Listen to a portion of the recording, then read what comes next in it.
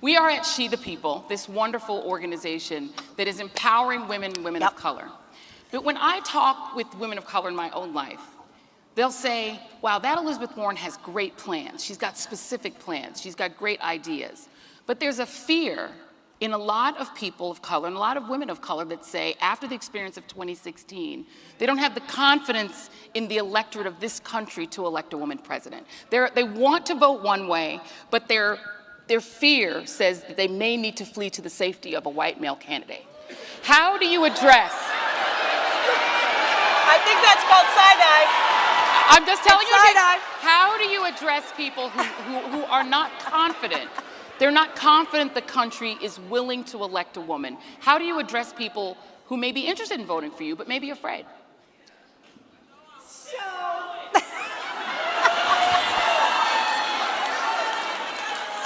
let me just say this about confidence. You bet. Look, this is the heart of it. It's how are we going to fight? Not just individually, but how are we going to fight together? Are we going to fight because we're afraid? Are we going to show up for people that we didn't actually believe in, but because we were too afraid to do anything else? That's not who we are. That's not how we're going to do this. Here's how I see this.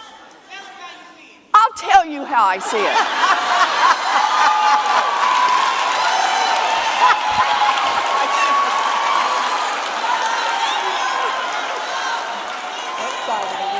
We got a room full of people here who weren't given anything.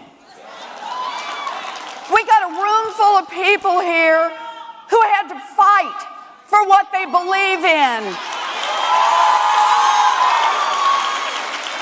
We have a room full of people here who had to reach down deep, and no matter how hard it was, no matter how scary it looked, they found what they needed to find, and they brought it up, and they took care of the people they loved.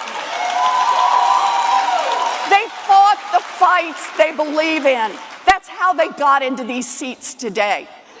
You know, this is how I see it from where I sit.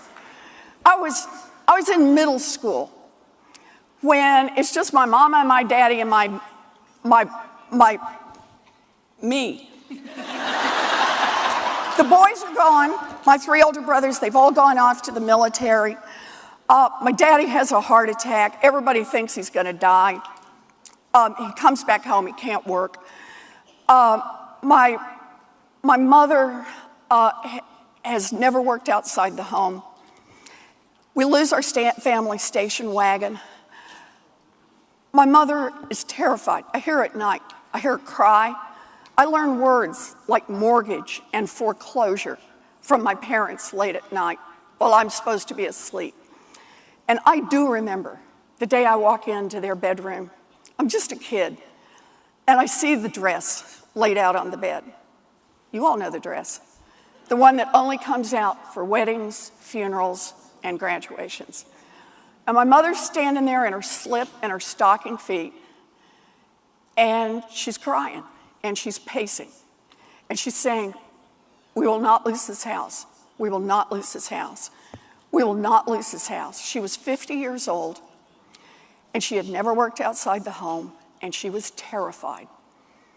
I watched her face while she looked at that dress, and she looked at me, and she looked back at that dress, and finally she reached over and she pulled that dress on. She blew her nose, she put on her high heels, she walked to the Sears, and she got a minimum wage job answering the phones. The minimum wage job saved our home, and it saved our family. Now, let me just say about this. That day, my mama taught me 3 lessons. It took me a while to learn them. But the first one was, it doesn't make any difference how scary it looks, how hard it is out there. You reach down, you find what you have to find, you pull it up, and you take care of the people you love. I learned over time that wasn't just what my mama taught me.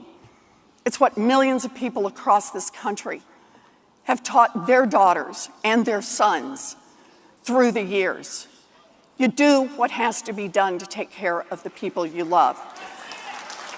But the third thing I learned eventually about that story is it's a story about government and how no matter how hard you work, the rules that are made by the people in government will still make the big difference in your life. Because when I was a girl, a full-time minimum wage job in America would support a family of 3. It would pay a mortgage, it would cover the utilities, and it would cover food. Today, a minimum wage job in America will not keep a mama and a baby out of poverty. That is wrong, it is worth fighting for, and it's why we're all gonna stay in this. Senator Elizabeth Warren! Thank you. Thank you. Look, a standing ovation.